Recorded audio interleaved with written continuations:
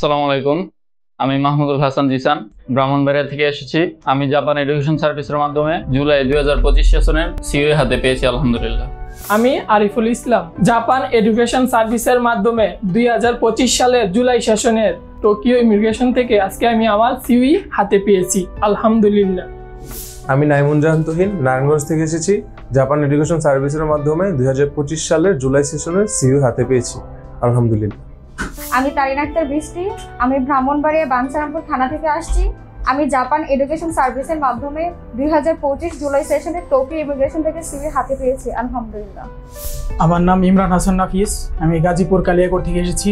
Japan education সার্ভিসের মাধ্যমে 2025 জুলাই সেশনে টোকিও ইমিগ্রেশন থেকে সিওই পেয়েছি আলহামদুলিল্লাহ। আমি মোহাম্মদ মহিউদ্দিন ব্রাহ্মণবাড়িয়া বাঞ্ছারামপুর থেকে এসেছি। জাপান এডুকেশন সার্ভিসের মাধ্যমে 2025 জুলাই সেশনের জন্য সিও হাতে পেয়েছি আলহামদুলিল্লাহ। আমি আলরিয়াদ নরসিংদী সদর থেকে এসেছি। জাপান এডুকেশন সার্ভিসের মাধ্যমে 2025 সালের জুলাই সেশনের সিও হাতে পেয়েছি। আমি মোহাম্মদ আরাফাত জাপান এডুকেশন সার্ভিসের মাধ্যমে 2025 সালের জুলাই সেশনে সিওই হাতে পেলাম আলহামদুলিল্লাহ। আসসালামু আলাইকুম, আমি মোহাম্মদ সাইফুদ্দিন ঢাকা শান্তিনগর থেকে আসছি।